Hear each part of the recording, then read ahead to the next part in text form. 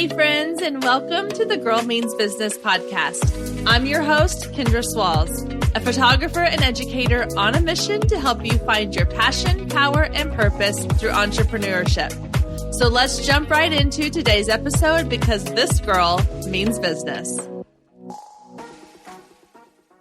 Hey there, welcome to episode 135 of the Girl Means Business podcast. Today I'm chatting with Elizabeth Rosenberg, and we're talking all about stress and burnout. Now, I can't speak for everybody, but I know for myself, this time of year, fall, going into the holidays, it is always a really kind of stressful time. And I hate that because it's one of my favorite seasons of the year. I love fall. I love the holiday season.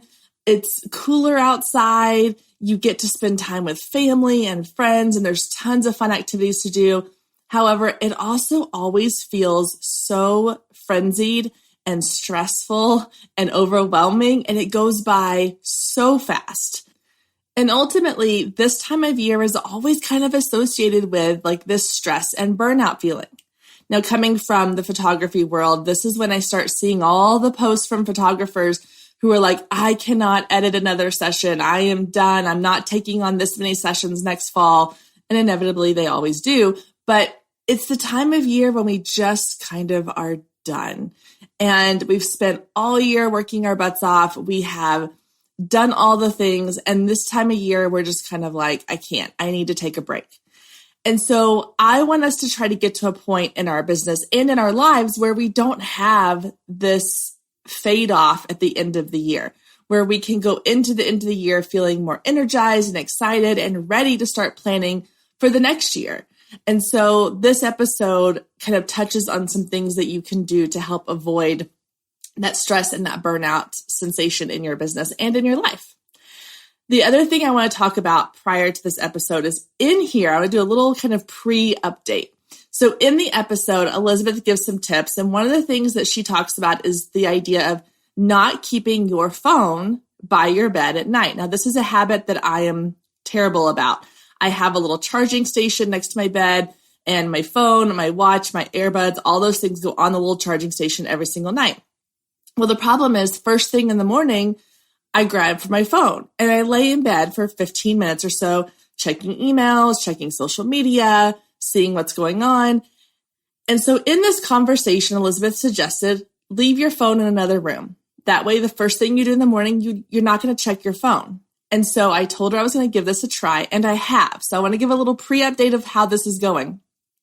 For the last 2 weeks, I have been leaving my phone in a little basket on our kitchen counter where I have a little charger plug in. And I use my watch as my alarm every morning, so I don't have to worry about that. And I've tried to make a really good habit of not even checking my phone until I've dropped my kids off at school and I come back to the house. I don't even take it with me in the car. Their school's like 5 minutes away, so it's not like I'm going to need it in that time. And I use my morning time now to focus more on my kids and lunches and plans for the day, and it's going really well. Now, there's been 1 or 2 nights where I forgot, and I just by habit put my phone on my bed. But even when I did that, I made a point to not check it first thing in the morning and just leave it sitting on the charging station. And I do notice my mornings are becoming more productive. I've also started when I go for a walk in the morning, I will put my phone on Do Not Disturb so I can still listen to a podcast or music, or I listen to Audible sometimes, but I'm not being interrupted by messages and emails and notifications. And so I save all of that for 9 o'clock when I start my workday. And it has been really nice. So I have hopes that I'm going to continue this going forward. Now I'll have to kind of figure out a whole charging station situation and where I want to keep it. But for now, these 2 weeks that I've done it, it's been a really nice change. And it's been really nice to not have that 15 minutes where I start my day with kind of this like, oh, I have all these things I need to do today. I can start my day just focusing on the morning task at hand. So we talk about that in this episode. I wanted to give a little pre-update so you can kind of know like how that's going, and it's going really well. So I encourage you to try that yourself. All right, guys, I have rambled and chatted on long enough. Let's get to my conversation today with Elizabeth Rosenberg. All right, guys, I am here with Elizabeth Rosenberg of the Good Advice Company. Elizabeth, I'm so excited to have you on the show. I am really excited to dive into our conversation today. So let's get started with telling us a little bit about who you are and what you do. Great. Hi, Kendra. Thank you for having me. My name is Elizabeth Rosenberg, and I am the founder of the Good Advice Company. I actually quit my full-time marketing job on March 2nd of 2020 and knew I needed a change and kind of took a leap. So now I am a marketing and communications consultant for small brands, C-suite leaders, anybody who's in career transition. And then I also work with a lot of startups and brands kind of on their brand positioning and value proposition. I love that. Well, I know we were talking before we hit record about a lot of really good stuff. So I am really excited to get into conversations with you because I feel like you and I have a lot of things that we have a kind of common ideas about. But what started our conversation was kind of the topic of not being defined by your job or a title in general. And this is something that I briefly mentioned to you, but like I struggled with a lot, and I still kind of struggle with a little bit of that question of, you know, when people ask you like, what do you do? Or, you know, that kind of thing. And the idea that, okay, I went from being a teacher to being mom to being business owner and all these kind of title shifts and that feeling of, okay, what am I? Like, who am I? What am I? How do I define myself? And I know you have lots of thoughts on that. So tell us, well, and you kind of touched on your story too about kind of how you got into the idea of not letting your job define you. So let's dive into that a little bit. I want to kind of get into that topic. Sure. I think it was like 6 or 7 years ago now. I feel like we have all been in a time warp the last 2 years, so I'm not totally sure on time. I was working for a very high profile brand and company as their global head of communications. And I loved my job. And I say this because I think that people think that you can burn out only when you hate your job or when you've been working forever. And I think it's really a possibility that you can burn out at any point in your career, any point in your schooling. There's a lot that kind of adds to it. But I ended up in the hospital with a migraine where I lost all of my motor skills. They thought that I was either having a stroke or that I had had a drug overdose. And I decided to finally tell this story last year. I wrote about it. It was placed in Business Insider. I also have it up on my Medium page. And I think the scary thing, it was unbelievably relieving and kind of freeing to tell that story. But I also like cried a lot that day. It was like, I was really scared of kind of the shame that I would receive for having gotten myself to that place. No one else was responsible for my burnout. I take full responsibility for it. Again, I loved my job. I just pushed myself too hard. I wasn't listening to my body or my mind to tell me to slow down. But I got hundreds of emails, phone calls, LinkedIn, direct messages from people that felt the exact same way. So I think part of that, and then part of this kind of like healing journey that I've been on the last few years has really been about the realization that we should not be defined by our careers and by our titles. I think it's interesting when we get on Zooms, the very first thing that we do is we walk around the room, you know, the Zoom room, and we introduce each other by our jobs. This is so-and-so, and this is what they've done. But we so rarely actually talk about who we are as people. So my goal in the next phase of my career is to help people do that. I want people to have a bio and I want people to have a personal brand that really reflects not only what you've done and what you're doing in your career, but also who you are as a person. Are you an empathetic leader? Are you a soccer mom? Are you an amazing chef? Are you crafty? Are you strategic? Like there's so many things I think that like that can help redefine who we are. Not just being pigeonholed into one thing. And I think our generation specifically has learned that our career is what we should be defined by. And it's interesting because the younger generation, the Gen Zs, like they don't really care how much money they make. They just want life experiences and they want to impact the world in a positive way. I think there's a thing or two that we can learn from them on that front. Yeah, it was interesting because I was listening to a podcast a month or two ago, and they were talking about this exact topic, and they were talking about it in a much larger sense, as far as these women who had been imprisoned for crimes, that things like this, and just the fact that they, should not be defined by these one things, or these women who, I know they were talking to Reese Witherspoon at one point, and they were talking about how there was this news article that came out.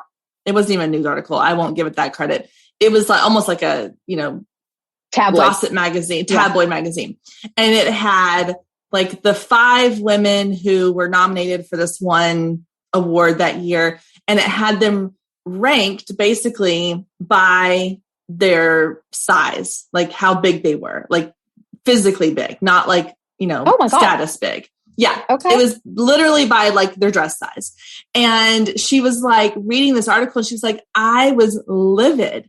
She goes, because nowhere in here, she goes, it's like, it was her and, just like these huge name, I'm drawing a blank on some names right now, but like these huge name actresses who had accomplished, not only like career-wise had accomplished things, but had accomplished things like outside of their career that were life-altering, things that they had done for people and for the community and for all, the environment or all whatever. And she's like, and here we are being narrowed down to our dress size. Or she's like, I've seen other articles where it's like how much money we make, or, how many awards we've won. She goes, those are not the things that should define us. And I was listening to that conversation, and I believe it was her and Kristen Bell. There was a podcast episode they did together, and they were going back and forth just kind of about like this in the Hollywood industry. But I was like, it was this sort of light bulb moment of like, yeah, like even those of us who are not Hollywood status and who, or who don't have all these, claims behind us, but we are more than just the title that we hold. And I think that for me, the moment I realized that was, I've mentioned like the leaving the classroom and leaving that identity of, oh, I'm a teacher. And there's this sort of, clout that comes with that, as far as like, oh, I have a master's degree and I have, all this experience and I have this career, quote unquote career behind me. And when I left that behind, I had this little bit of identity crisis, and it was kind of eye-opening. It was like, why did I have an identity crisis? I still am the same person I was. I've still accomplished all the other things in my life I've accomplished. Why did that one job title feel so powerful in my life? Stay with us. We'll be right back. If you've been listening to the Girl Means Business podcast for any amount of time, then you know my love of email marketing runs deep. Not only is it a great way to generate new leads, but it's one of the most effective methods for nurturing warm leads and turning them into sales. Now, over the years, I've tested several email platforms, and my favorite by far is Flowdesk. Not only do they make email marketing simple and easy, even for the technically challenged, but they have everything you need to create stunning emails, capture leads, make sales, and automate the entire process, giving you time back in your busy day. And the cherry on top is you're only charged one flat fee no matter how many subscribers you have. So while other platforms will increase your price when you go over your pricing tier limit, Flowdesk has no price increases or hidden fees. If you're ready to give Flowdesk a try, click the link below in the show notes to save 50% off your first year. Let Flowdesk help you design emails people will love. Click the link below and check it out. I have a feeling you're going to love it just as much as I do.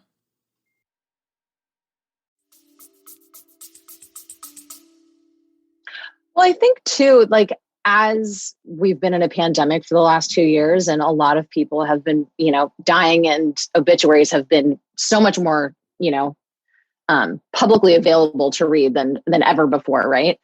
I remember seeing some of them and thinking, because we obviously had several people pass away in our industry, thinking, if I die tomorrow from COVID or get hit by a bus, right? Doesn't really make a difference at this point. And they write in my obituary that I launched this campaign and that I did this, I will literally like come back and haunt everyone. I'm like, that cannot be my legacy, right? Like, I don't want to be remembered for that. I want to be remembered as a woman that helped amplify the voices of others. I want to be remembered for, helping underserved communities. Like, there's just, it's so sad to me that like we are so defined by this, but I also think that like more and more people are talking about it. So that's where change comes from. So it's exciting to be able to discuss this with you. Yeah. So, okay, I'm curious if you have ideas on this. What are some things that we can do differently? Like, I know you mentioned part of like the idea of going, you get into a Zoom room with all these people, and the first thing we do is we go around the room and we kind of define ourselves by, what we do or who we are. What are some other ways that we can advocate for different conversation starters other than I am this? And I thought about this even in like the realm of, I have 2 kids. And so we do a lot with other parents, and we're at sporting events and class activities and all these things. And one of the first questions that gets asked is, oh, what do you do?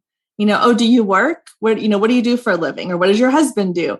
And I'm always kind of stuck on like, what are some other things we can talk about? What are some other kind of like icebreaker conversations we can have that we can start creating this normalcy around asking something other than what do you do?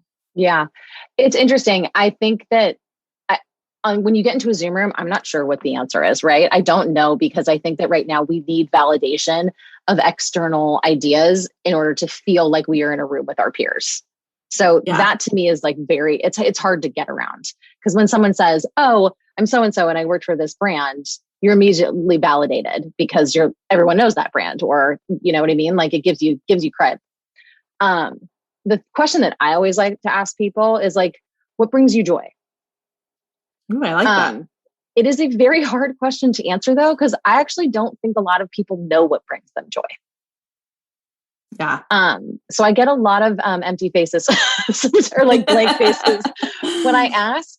But I also love that that people are now thinking about that, because I also think in the last year I've really and this kind of wellness journey that I've been on, that I've been trying to document, which has also been fascinating. I wanted to get to a point where I wasn't having migraines anymore, and I'm sure there's so many women in your audience who listen to this podcast who suffer from migraines. It's stress, hormones, food, environment. The triggers are there's like billions of people that get them.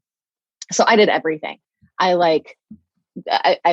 I did past life regression. I saw a Chinese medicine woman. I have done acupuncture, but I've also done like allergy shots twice a week for 3 years. Like I'm on Imitrex. Like I've done everything you possibly can to try to make it better. And it is in many ways getting better. And I just totally lost my train of thought of where I was going with my healing journey. Oh no, here we go. The difference, one thing that I learned through this experience was the difference between happiness and joy. Getting back to this, happiness can be very fleeting. It's something that I think happens. It's like a rush and then it kind of goes away. I think joy is sustaining. And once you can find that, you can find things that bring you joy, it will really, it will just kind of remain with you. There's a book written it's about the Dalai Lama and Desmond Tutu called The Book of Joy. And I highly recommend, I highly recommend everybody. It's been out for a few years, but you just read it and you're like, oh, I want to get there. That's my goal.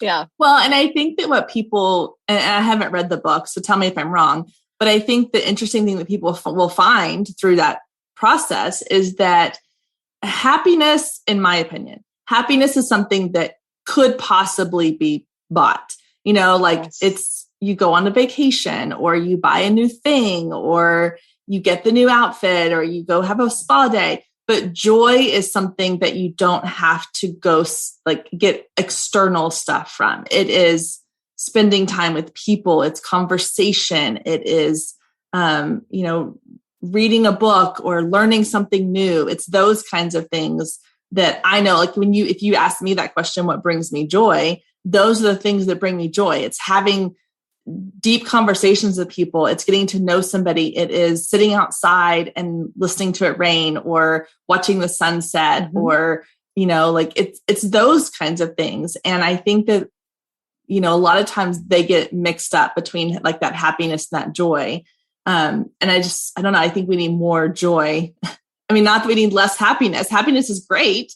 Totally. But joy is longer lasting. I love it. Exactly. Sustaining. And I love that you know what brings you joy. Like so quickly, you were like, this is what brings me joy. I think that's awesome because it ties so much together. It really ties into your love language too. right? And that's something that it's so funny that I don't think a lot of people pay enough attention to. As a manager, it's like one of the tips that I give everybody if you're managing any kind of people, or even with your group of friends, is like really asking each other, what is your love language? And because people tend to love with their love language, not the love language of how someone else wants it to be received. So once you 100%. Know that, it is such a game changer. I mean, there's some friends that I know that if I send a handwritten card just to say, I'm thinking of you, it will make their entire week. Yeah. And I'm like, that was so easy for me to do, but I knew that I needed to do that because I knew that that's what they needed. And that's what would make them happy. Well, so I found that, like, for me, important. Oh yeah. And I think that, in personal relationships and also like even in your business relationships, like you may not know them on that level, but being able to, like, again, going back to finding ways to ask those questions of, what is it that people can do for you that feel extra special? I know, like we have our little group of friends, our pod, that we kind of do everything with.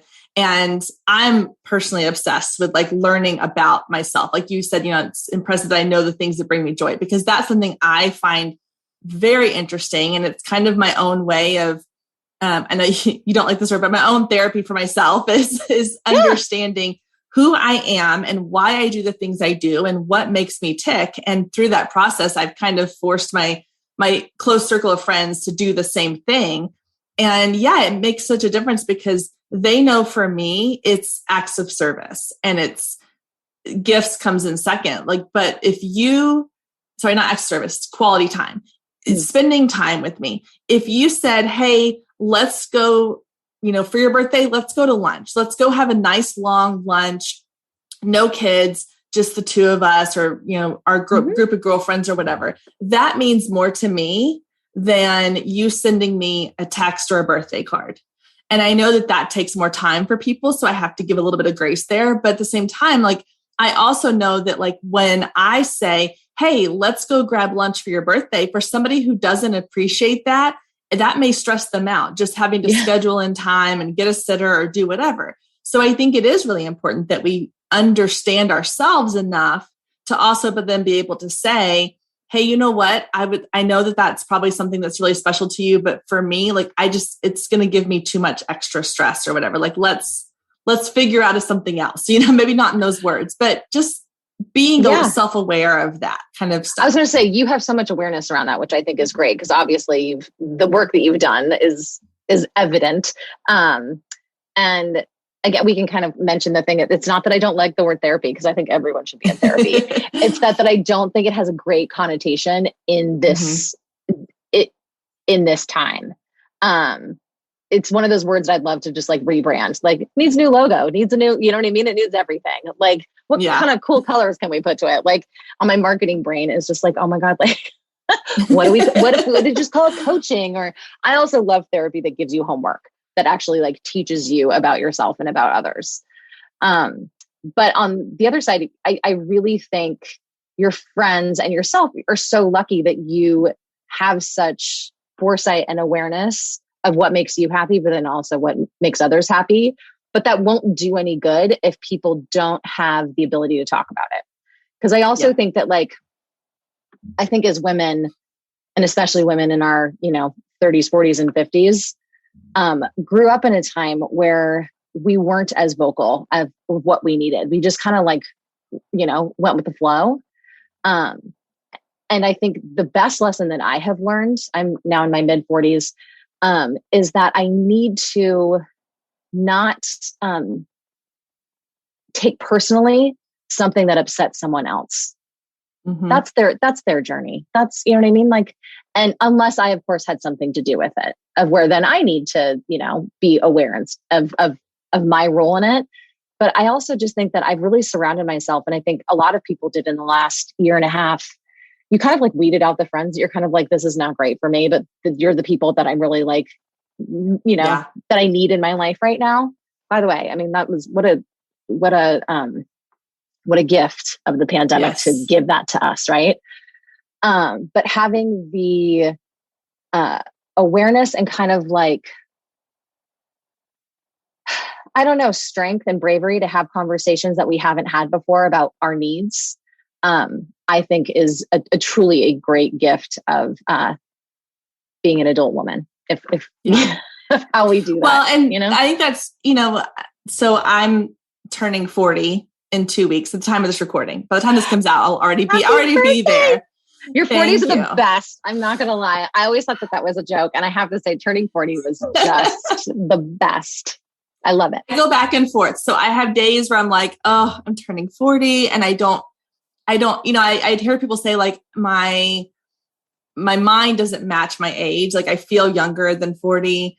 It's just a number. But then I have days where I'm just like, no, this is going to be great. Like I've come so far from where I was in my 20s to my 30s.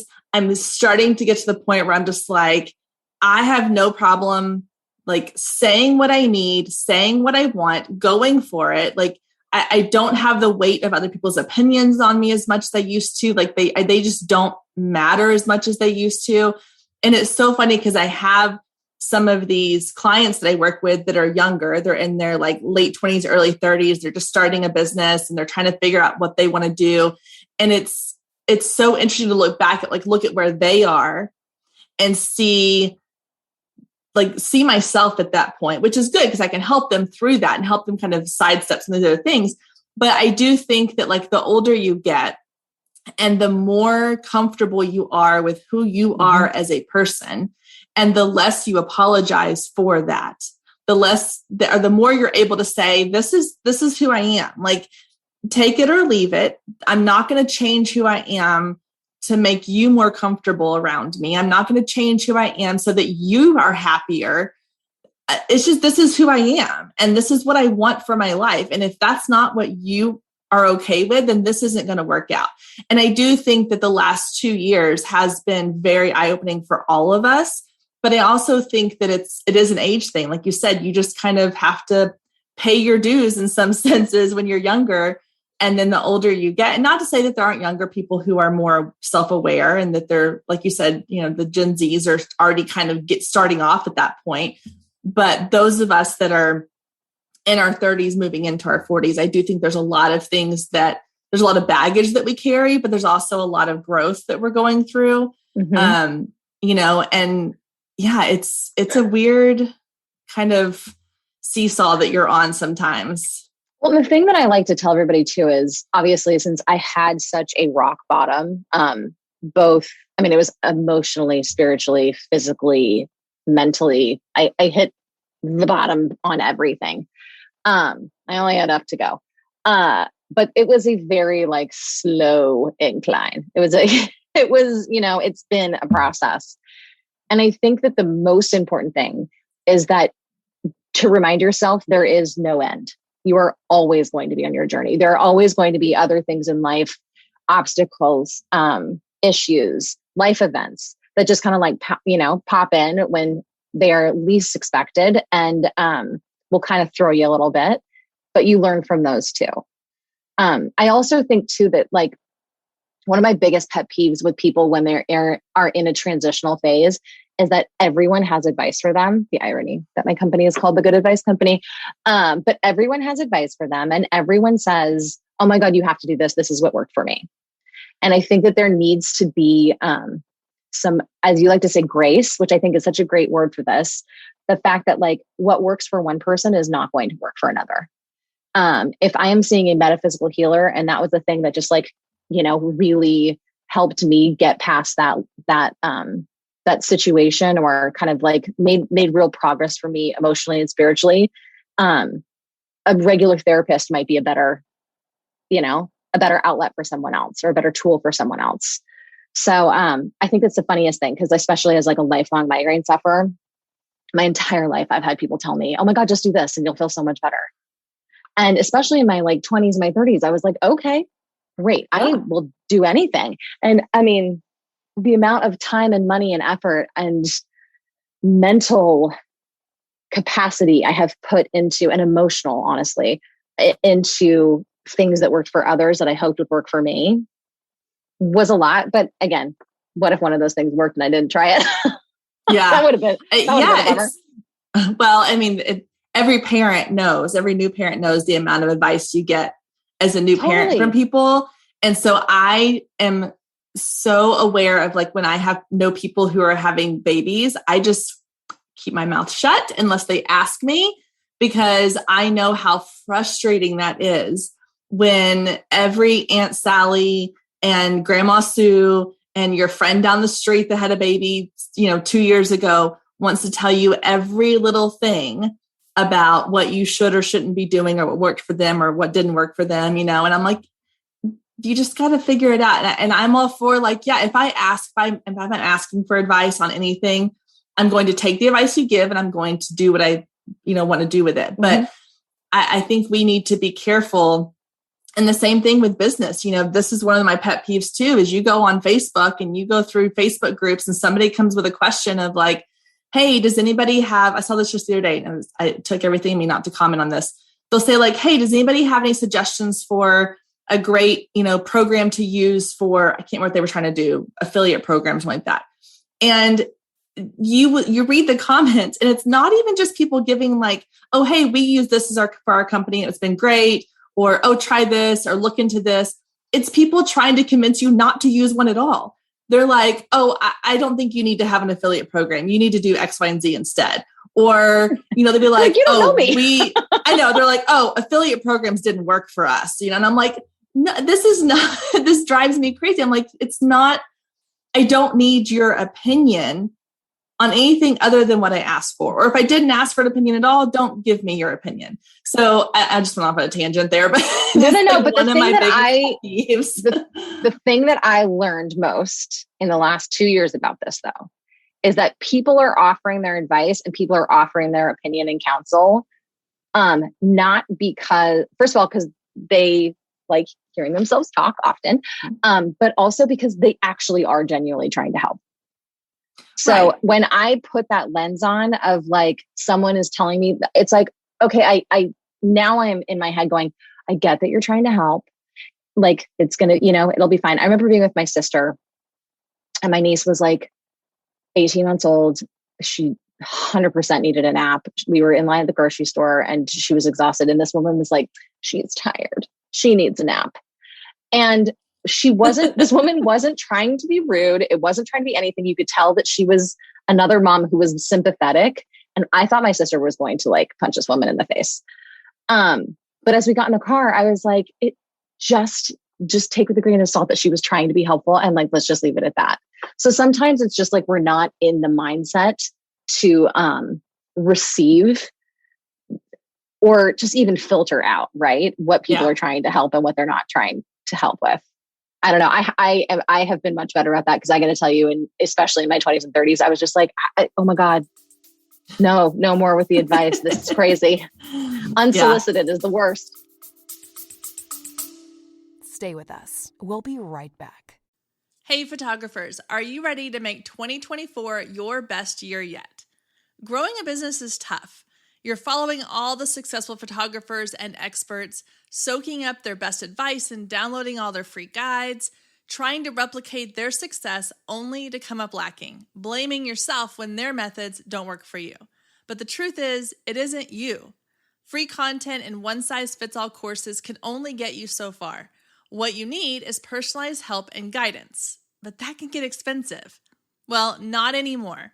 I've created the perfect solution to get you personalized results for less than $2 a day. Introducing the Focus Photographer Lab, a one-of-a-kind coaching membership that gets you one-on-one results for a fraction of the cost of traditional coaching. Inside the lab, you'll find the 3 C's to success: classes, coaching, and community. With classes, you gain access to a treasure trove of pre-recorded trainings and invaluable resources. With coaching, you get monthly live trainings and Q&A sessions, along with my favorite part, the weekly one-on-one office hours, where we get to address your unique questions and challenges. And then there's the community, where you get to connect with an amazing group of talented female photographers who share your passion, supporting each other and inspiring each other to greatness. The best part is it doesn't come with an expensive one-on-one coaching price tag. You get all of that for just $47 a month. You can even try it for free for 14 days to make sure it's a good fit for you.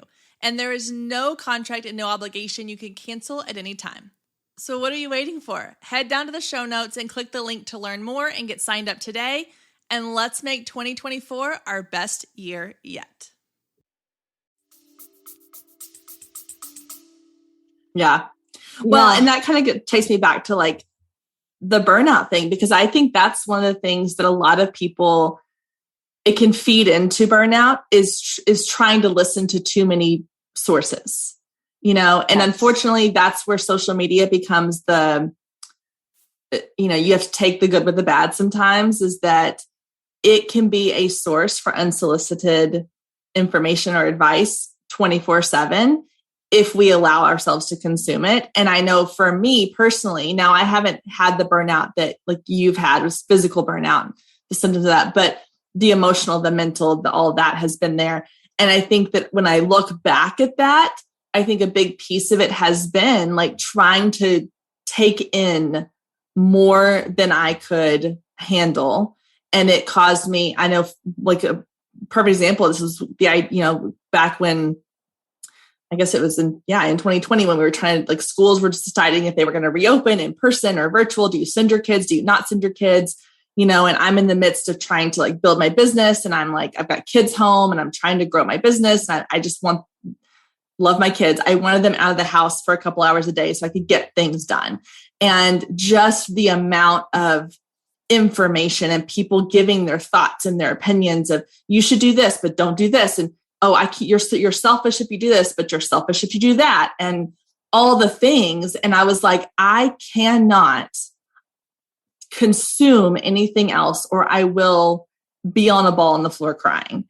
And so I think that like part of that avoiding burnout is knowing when to shut off the source of the unsolicited, you know, advice. Oh, I mean, like, I have lots of tips. Most of my tips are, so many. Again, I'm going to give you a bunch of advice that you guys can take or leave at this point. Yeah. Most of my tips are for like a team, a corporate team, but I think a lot of them fall into this category of burning out at any job that you're at. And motherhood to me is a job. Yes. It is the hardest job because it is a gazillion jobs. So it is upsetting to me that no one has really like written about burning out as a mom. I know that people have written about burning out as a businesswoman and a mom and a wife and a cook and a cleaner and all of the things that we've all been doing throughout the entire pandemic. But just the job of being a mom and all of the jobs that entails, I don't think enough people are discussing that that you can burn out from it, and it's something you can't escape from, right? Like I burned out from my job and then I quit 2 months later. Yeah. Like you can't just like quit being a mom. This is a lifelong role that you've taken on, and the hardest job there is, I think. But in terms of kind of like tips that you can do, I know that most people don't want to do this because I also think that people see social media as an outlet, but removing social media from your phone will change your life. Well, I have to say, just on a side note, the day that we're recording this, so Facebook and Instagram are down today. There's like everything's down. Facebook, right Instagram, after the whistleblower. So dramatic. I was like, what is happening? Yeah. So I'm like, you know what? Like, I'm kind of okay with this today. Like, I have not checked my phone apps in several hours, and I don't hate that. And I know that there are people who like remove the app from their phone on the weekends and things like that. And I've done like where I set timers so that like at a certain time of day, like they gray out and I can't get into them without overriding the shutdown time, whatever. Yeah. Anyway, the system. Yeah. And it really does help, because the amount of times that I check my phone, so like check social media on my phone, like not consciously, like subconsciously doing it when I'm stopped at a red light or I'm sitting at the table, it's ridiculous, but we don't realize how much it's seeping into our brains all the time. It is a drug, and there's an algorithm to keep making you check. So the other thing too is to really check on the notifications on your phone and what that looks like. Are you getting notifications of breaking news? As someone who is in marketing communications, honestly, that's been the hardest part of my job the last 2 years is I have to know what's going on in the news in order to do my job well. What has been going on in the news has also been like killing me at the core. It's just too much. It's all like just too much sometimes. Right. Yeah. And it's so funny because the advice that I get from everybody is like, just turn off the news. And I'm like, I would love to do that. Or like, just get off social media. Like that would be a dream. But I have definitely curbed the notifications. I have 0 news notifications on anything, on my computer, on my phone, on anything. My social media, I only have Twitter and Instagram on my phone. And I have locks on those according to when I can use them. And again, I do this for a living. So if you don't do this for a living, this is something that like, I promise you can do. If I can do it, you can do it. And then the other thing is, I don't sleep with, and this is, I think might be a little harder for some other people, but I don't sleep with my phone in my room. I have it in the living room. I have it turned up really loud on my do not disturb. So if there is a family emergency, people can get through. But I do not have it in my room at all. Yeah, that's a smart idea. Years, by the way, to do. It's hard. Well, and so, we do that with like all of our other devices, like the kids' iPads and things like that they all go in one spot at night to charge. And I was like, I've thought about doing that with my phone. And I have like an Apple Watch that I wear, and that's my alarm. My phone used to be my alarm. Now my Apple Watch is my alarm. And so I don't really need the phone right next to my bed. And for me, what I find is like the first thing I do when my alarm goes off is I roll over and I grab my phone and I check my notifications, or I check my email or my Facebook or Instagram or whatever. And then I lay there for 15 minutes. And then I'm just like frustrated with myself. I'm like, why do I do this to myself? But if I were to put that somewhere else and even say like, hey, I'm going to get up, I'm going to get the kids ready for school, I'm going to drop them off, and then I'll come home and check. And I know that like the do not disturb, if somebody really needed us in the night, like it would ring on my watch as well. But I may start trying that because I think that's a really interesting experiment to see how much better, do I sleep better? Will I have better morning routines because I'm not reaching for my phone first thing in the morning? And the notification thing too, I think that's so smart because again, going back to like knowing yourself really well, like I have learned a lot about the amount of information I can consume and still have a healthy mental state over the last couple of years. And I am not somebody who like, I can't sit and watch the news a whole lot. I cannot have news on my feed at all because it stresses me out. I don't like conflict. I don't like discord. I don't like any of that stuff. And so luckily my husband is somebody who can consume a lot of that. So I let him filter the information to me that way. Yeah. Because I've learned, I'm like, I know myself well enough that when I have anxiety attacks, when I have moments where I am literally in the closet, like on the floor sobbing, it's because I've consumed too much of stuff that I have no control over right now. And that doesn't need to be taking up my brain space. Mm-hmm. And so I have been able to find ways to filter that. And that's like, some people will say that it's me putting my head in the sand. I don't think that's what it is. I think it's me knowing my boundaries and knowing what I can consume and when I can consume it. And that's so smart. Because I think the other thing too is, your boundaries. I think a lot of people don't know their boundaries. You need to, another really good tip that I have is you need to create little ones before you can create big ones. So like really I have a boundary where I really do not answer emails after 5 p.m. or on weekends, unless it is like necessary, because I also feel like that helps other people create boundaries. And I also want people to know that like, I'm cognizant of the fact that like, this is your nighttime and this is your weekend. And we need to all do a better job about not working around there. But I think, especially mothers, setting a boundary. And I know that this is so hard, especially if you've got a bunch of kids who are all in sports, who are all in school, who all need to be in different places. But creating even small windows of time of just, even if you're like doing a breathing exercise in the car for 5 minutes, but having a routine is what's a game changer. So to your point, like you've got a routine right now of my phone goes off, I lay in bed for 15 minutes, I look at that. start a routine where that's just your alarm goes off and then you get out of bed. Yeah. And then you're not allowed to look at your phone until you shower, right? Yes. Yeah. I mean, I've always thought like, I would love to be one of those people that gets up in the morning and has like a 5-minute like yoga stretch something. Cause that's, like that's one of the ways I really enjoy starting my day is like feeling refreshed and energized. And that's what does it for me. But if I lay in bed for 10 or 15 minutes and stare at my phone, and then I'm like, oh crap, I got to get up and start doing stuff. I start my day rushed and behind. Mm-hmm. Whereas if I could start it, without even thinking about that stuff. And the other problem that happens is I will look at my phone. I'm like, oh, I got an email from this person. I got, a task reminder for this. And then my brain immediately goes into work mode. And it's like, okay, what all do I need to get done today? What all do I need to accomplish today? Whereas if I don't even allow myself to look at that until I can actually be in like work mode, I think that's going to be a huge mindset changer in the morning. I'll be happier with my kids getting them in the car. I will be in a better headspace. I won't be rushing to get them out the door so I can get busy doing other stuff. I can actually start my day on a timetable that I want to. So I'm going to try it. I'm going to try it for a couple of weeks and see what happens. And I'll report back and let you know. I think honestly, like try it like Monday, Wednesday, Friday or something first, or like, you know what I mean? Like ease yourself in. Yeah. Because I think it's just, unless you're like a cold turkey person, that's just like better at cutting things out. I'm that way. I'm like, if I make a change, I have to make like a change immediately. And then I stick with it for like months. If I just do like one day, like it will go away in a second. So it just depends on what your jam is.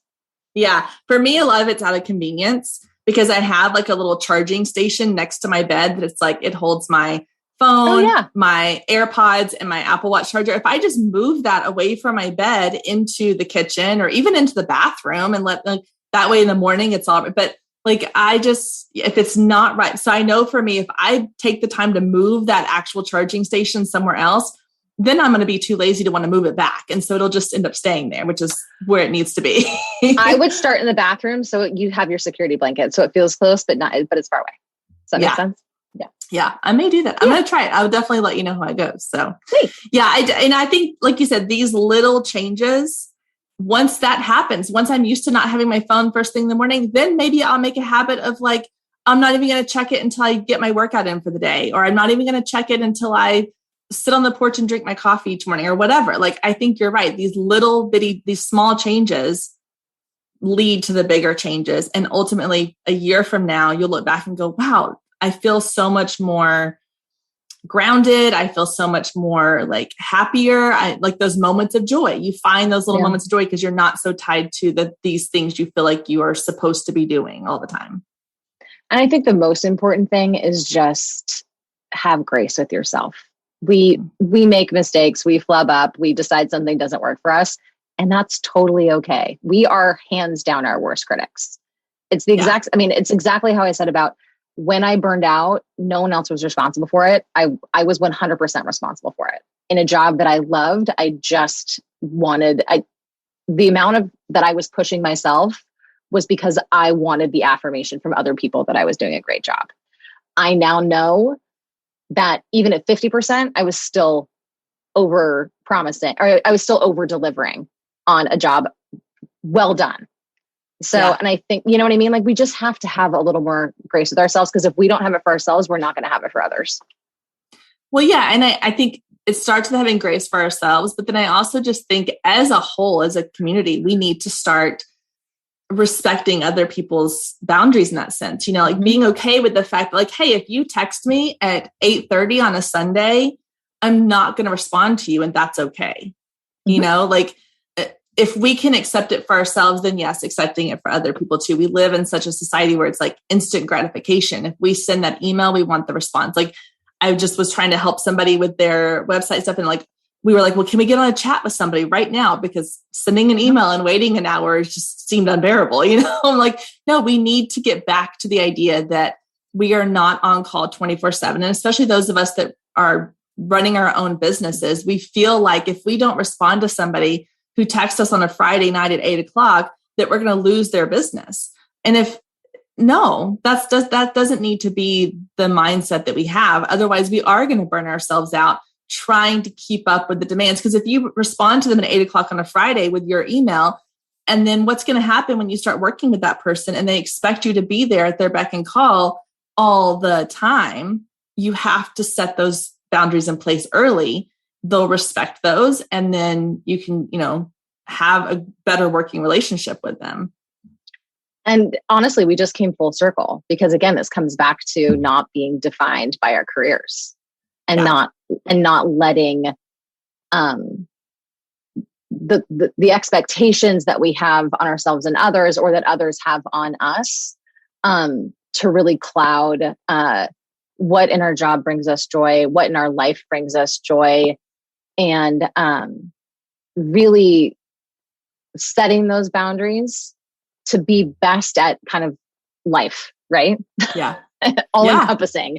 So then when we have an obituary, when we're in our 90s and we pass, or we're in our hundreds, that it talks about our legacy of who we are as people, not just that we had jobs.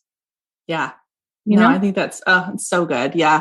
Yeah. Well, and clearly, like I mentioned earlier, conversation brings me joy. So I could have this conversation with you all day, every day. But I think we've come full circle. I think this is a good stopping point, so we don't, wear people out in their earbuds. But thank you so much for this conversation. I feel like it was good. It was needed. It definitely filled my cup for today. So I appreciate you being here and having this conversation with us today.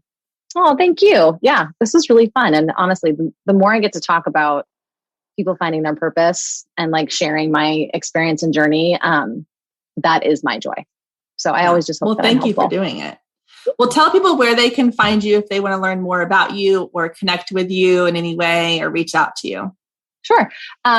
Twitter at Good Advice Co. And my website is www.thegoodadvicecompany.com. Perfect. And I'll have all that linked in the show notes so they can easily find you. Well, thank you again so much for being here. And if you ever need anything else, feel free to reach out, and we'll see you soon. Thank you so much for joining us today. I hope you enjoyed the conversation as much as I did. And as always, you can find any links or resources mentioned in today's show down in the show notes. And if we're not friends outside of the podcast yet, then what are you waiting for? Come find me on Instagram at Girl Means Business. Send me a DM letting me know what you thought of today's episode or any of the past episodes you've listened to. You can also take a screenshot of today's episode and post it to your stories, tagging at Girl Means Business, and I'll give you a shout out on my page. I love connecting with you and hearing all about your business and can't wait to get to know you more. I hope you have a wonderful week, and I will meet you back here next week, same time, same place.